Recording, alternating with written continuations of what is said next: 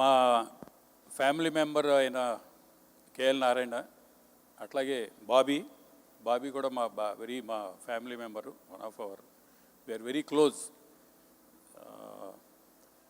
నేను యాక్చువల్గా బాబీని నారాయణని యాక్చువల్గా కూడా నేను మా ఫ్యామిలీ కిందే పిలిచాను, ఏదో సినిమా వాళ్ళు నేను పిలవలేదు యాక్చువల్గా.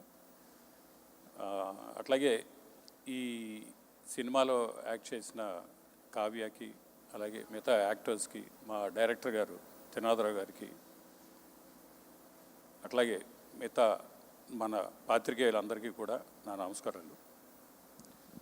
యాక్చువల్గా ఈ cinema to be very frank, Srinivas garu, writer Srinivas గారు, త్రినాథరావు గారు వెళ్ళి హవీష్కి ఒకరోజు స్టోరీ చెప్పినప్పుడు ఇమీడియట్గా ఫస్ట్ సిట్టింగ్లోనే హవీష్ ఎస్ అని చెప్పటం, అక్కడి నుంచి నాకు తెలిసి 1 వీక్ 10 డేస్లోనే వాళ్ళు ఇంకా మూవీని అన్ని రకాలుగా స్టార్ట్ చేయడం కూడా జరిగింది.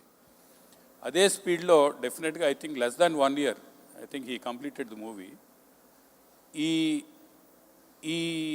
ఈ జర్నీలో నిజంగా నేను త్రినాథరావు గారికి ఇనీషియల్గా నేను చెప్పింది ఏంటంటే, మీరు డెఫినెట్గా నాకు హవీష్లో ఉన్న యాక్టింగ్ అనేది హవీష్కి నాకు తెలియదు యాక్చువల్గా. మా ఫ్యామిలీలో ఎవరు కూడా ఈ యాక్షన్లో కానీ దీంట్లో ఎవరు లేరు అసలు. ఈ సినిమా ఇండస్ట్రీలో కూడా నాకు మొత్తం సినిమా ఇండస్ట్రీ అంతా కూడా నాకు చిన్నప్పటి నుంచి బాగా క్లోజ్ ఫ్రెండ్స్, అందరూ బాగా హీరోలు కానీ ప్రొడ్యూసర్ అందరూ తెలిసిన వాళ్ళే మొత్తం. అయినా కానీ నాకు కూడా ఏమీ పెద్దగా ఇంట్రెస్ట్ లేదు దీని మీద. అయినా ఐ డోంట్ నో, నాకు హవీష్కి ఈ సినిమా మీద ఇంట్రెస్ట్ ఎలా వచ్చిందో నాకు తెలియదు, ఎక్కడి నుంచి వచ్చిందో జీన్స్లో. అతన్ని నేను చాలాసార్లు యాక్ట్ చేసి వచ్చినప్పుడు చాలా హ్యాపీగా ఉండేవాడు ఇంట్లో. మిగతా అప్పుడు మేము పెద్ద మా యూనివర్సిటీ కాకుండా అదర్ బిజినెస్లు కానీ అంత పెద్ద సామ్రాజ్యం ఉండి అది చూసుకోమంటే, ఆయనేమో ఈ యాక్షన్ చేయాలని అది చేసినప్పుడు ఎంతో హ్యాపీగా ఉండేవాడు. దాంట్లో నేను సెడ్, నీకు ఇష్టమైన ఫీల్డ్, నేను మా యూనివర్సిటీలో కూడా మా పేరెంట్స్ అందరికీ చాలాసార్లు కౌన్సిల్ చేస్తూ ఉంటాను. మీరేదో డాక్టర్ అయ్యారని మీ అబ్బాయిని డాక్టర్ చేయాలనో, మీరు ఇంజనీర్ అయ్యారని మీ అబ్బాయి ఇంజనీర్ అని చేయకూడదు.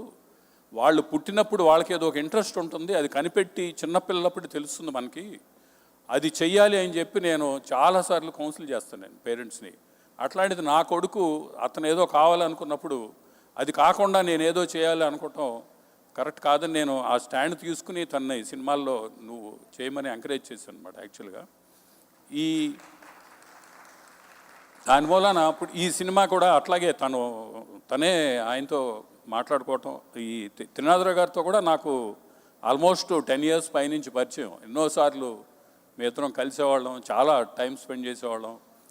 ఆయనకి చెప్పేవాడిని, మీరు రెడీ అయితే అప్పుడు మేము రెడీ అని చెప్పేవాడిని. అట్లా ఆయన ఒక స్టోరీ ఆయనకు నచ్చి హవీష్కి చెప్పడం, హవీష్కి నచ్చటం, అట్లా ఈ జర్నీ అలా స్టార్ట్ అయిందనమాట. స్టార్ట్ అయిన తర్వాత యాక్చువల్గా నేనైతే స్టోరీ నిజంగా అసలు నేను వినలేదు, నాకు తెలియదు. బట్ స్టిల్ ఈ సినిమాని నేను ప్రొఫెషనల్గా రన్ చేయాలని చెప్పి ఆయనకు అప్పచెప్పాను నేను త్రినాథరావుకి. మూవీ స్టార్టింగ్ రోజునే ఆయనకి చెప్పాను నేను, యాక్చువల్గా మీరు ఫుల్ సినిమా తీసేయండి, మీరు ఎలా అనుకుంటే అలా తీయండి సినిమా, ఎందుకంటే మీ మీద నాకు 100కి 100 నమ్మకం ఉంది. ఆ సినిమా చేసిన తర్వాత మీరు ఫస్ట్ కాపీ వచ్చిన తర్వాత అయినా మళ్ళీ కావాలంటే రీషూట్ పెట్టుకోండి, నాకు అభ్యంతరం లేదు. బట్ మీరు హవీష్లో ఉన్న టాలెంట్ బయట తీయాలన్నాను. అలాగే డెఫినెట్గా దీంట్లో ఈ సినిమాని నిజంగా డైరెక్టర్ అంటే ఏంటి, ఇక్కడ వాళ్ళ బాబీ అయినా ఇంకోళ్ళైనా కానీ డైరెక్టర్ ప్రతిభ నిజంగా సినిమాలో ఆ 24 క్రాఫ్ట్స్కి వాళ్ళే క్యాప్టెన్స్, డైరెక్టర్సే. ఆయన ప్రతిభ ఏంటనేది నిజంగా ఈ సినిమా చూస్తే, హవీష్ ఎంత పెద్ద యాక్టర్ అంటే ఒక నార్మల్గా ఒక టాపు మంచి యాక్టింగ్ చేసే రెగ్యులర్గా మంచి యాక్టర్స్ చేసినట్టుగా అవుట్పుట్ ఆయన మరి డెఫినెట్గా ఆయన తీశారు దాంట్లోంచి, హవీష్లోంచి. నాకు అది కనపడింది యాక్చువల్లీ ఈ సినిమా చూసినప్పుడు. ఈ సాంగ్స్ కానీ, అట్లాగే మిక్కీ జే మేయర్ కానీ, నేను ప్రొఫెషనల్గా సినిమా ఏం చేస్తున్నారు అని నాకెంతో మధ్యలో వాళ్ళు ఫోన్లు చేసేవాళ్ళు. నేను ఏదో త్రినాథరావు గారు ఏంటి సెట్లో 300 మందిని 400 మందిని 500 మందిని పెట్టేస్తున్నాడు జనాల్ని, ఏంటంటే అది చేసుకుని ఆయన కావాలన్నాడు, చేస్తా అన్నాడు, ఆయన సాటిస్ఫాక్టరు చేయనియమని చెప్పి జరిగింది. అలాగే సాంగ్స్ అప్పుడు కూడా సాంగ్స్ కానీ ఏదైనా సరే యాక్టర్ సెలెక్షన్ కానీ A to Z మొత్తం అయిందే. అలా మేము ఎప్పుడు ఇన్వాల్వ్ అవ్వలేదు, కంప్లీట్గా ప్రొఫెషనల్గానే రన్ చేసాం ఈ సినిమా బాగా తీయాలని చెప్పి మా కెమెరాకి ఆయన నిజార్ షఫీని సెలెక్ట్ చేయడం జరిగింది. నిజంగానే ఈ సినిమా మీరు చూస్తే అర్థమవుతుంది, ఇది ఒక మంచి ఐ ఫీస్ట్ సినిమా. ఆ సినిమాని అంత బాగా తీశారు వీళ్ళు. ప్రొడక్షన్ వాల్యూసు, ఆ లోపల సినిమా కూడా కెమెరాస్ కూడా చాలా హై ఎండ్ కెమెరాస్ అన్నీ వాడి, లైటింగ్ కానీ అన్నీ ఎక్కడ కూడా కాంప్రమైజ్ అవ్వకుండా వాళ్ళు సినిమాని చేశారు. నాకు చాలా హ్యాపీగా ఉంది. డెఫినెట్గా అట్లాగే మిక్కీ జే మేయర్ ఎక్స్ట్రాడినరీగా ఇచ్చారు. నార్మల్గా ఒక సాంగు 2 సాంగులు హిట్ అవుతూ ఉంటాయి సినిమాలో, అట్లాంటిది 5 సాంగ్స్ కూడా ఎక్స్ట్రాడినరీగా హిట్ అయినాయి. మళ్ళీ మళ్ళీ వినిపించాలని మీరు అందరూ చూస్తుంటారు. ఈ సాంగ్ 5 సాంగ్స్ ఇట్లాగే ఉన్నాయి ఆల్మోస్ట్. సో అన్ని సాంగ్స్ కూడా చాలా బాగా చేశాడు ఆయన Mickey J Meyer. We are really thankful to him.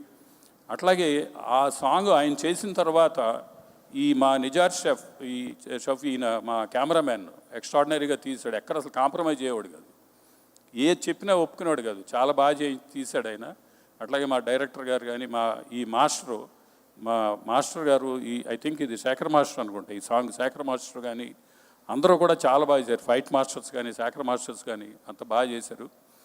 ఇది ఇందా నుంచి మన యాక్టర్స్ యాక్ట్ చేసిన వాళ్ళందరూ కూడా చెప్పడం జరిగింది, ఇది ఒక ఫ్యామిలీ సినిమా, ఇది ఫ్యామిలీ ఎంటర్టైనర్. అసలు ఈ మధ్యకాలంలో ఇంతమందిని మీరు స్క్రీన్లో ఇప్పుడు ఆ షార్ట్ చూస్తా అంటే అర్థమవుతుంది మీకు. 15 మందో 14 మందో 15 మందో మీకు ఆ ఫ్రేమ్లో, ప్రతి ఫ్రేమ్లో సినిమా అంతా కూడా అట్లా యాక్టర్స్ ఫ్రేమ్లో కనపడుతుంటే, అలాంటి సినిమాలు ఈ మధ్య ఎక్కువ రావట్లా యాక్చువల్గా, to be very frank. Family మొత్తం ఫ్యామిలీ ఉన్నాళ్ళు, తాత అమ్మ నాన్న చెల్లెళ్ళు అక్కలు అందరూ మొత్తం ఫ్యామిలీ అంతా ఉండి ఫ్యామిలీ ఇష్యూస్తో రన్ అయ్యే సినిమాలు తక్కువ వస్తున్నాయి. అట్లా అందులో ఈయన చాలా బాగా తీశారు ఈ సినిమాని. మంచి స్టోరీ, ప్రతి వాళ్ళు కూడా పిల్లలు పెద్దవాళ్ళు అందరూ ఫ్యామిలీతో వెళ్ళి చూసే సినిమా ఇది. చాలా బాగుంటుంది.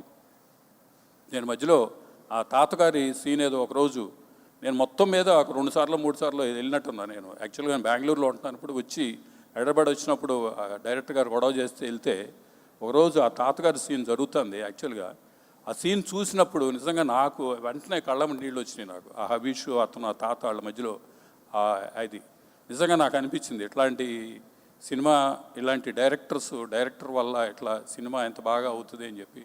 అట్లాగే నాకు అన్నింటిలో కూడా అందరూ మంచి, మా ఎడిటర్ గారు కూడా చాలా మంచి, ప్రవీణ్ పూడి గారు మీ అందరికీ తెలుసు, ఈ did a very good job. అట్లాగే అగైన్ నిన్న నేను చెప్తున్నట్టుగా డిఏ అయిపోయింది, చెన్నైలో ఎవరితోనో చేయించారు. డిఏ చేయించిన తర్వాత బాగాలేదని చెప్పి మొత్తం దాన్ని స్క్రాప్ చేసి మళ్ళీ డిఏ చేయించారు. అట్లాగే రికార్డింగ్ అయిన తర్వాత రికార్డింగ్ బాగాలేదని చెప్పి మళ్ళీ మొత్తం రికార్డింగ్ చేయించారు. ఇట్లా ఏది బాగున్నా బాగోకపోయినా కూడా సినిమా ఒక మంచి సినిమా చేయాలి అనే ఒక ఉద్దేశంతో మేము దీన్ని ఈ సినిమా చేయటం జరిగింది. మేము అందరం కూడా ఇప్పుడు మా డిస్ట్రిబ్యూటర్స్ వాళ్ళు కూడా అందరికీ చూపించాం సినిమా అంతా కూడా. They are very very happy. వాళ్ళు ముందుకు వచ్చారు, మేమే చేస్తామని చెప్పి సినిమా. అట్లాగే డెఫినెట్గా ఈ సినిమాని ప్రేక్షకులందరి దగ్గరికి మన ప్రెస్ వాళ్ళు, మీరు ప్రేక్షకులందరూ తీసుకెళ్ళి ఈ సినిమాని మంచి హిట్ చేయాలని చెప్పి కోరుకుంటున్నాను. Thank you very much. Thank you అండి, thank you so much. Stay back అండి, ఇక్కడే ఉండండి సత్యనారాయణ గారు. సో ఇప్పుడు ఫోటో ఆప్ కోసం అందరినీ మనం వేదిక మీదకి ఇన్వైట్ చేసేద్దాం.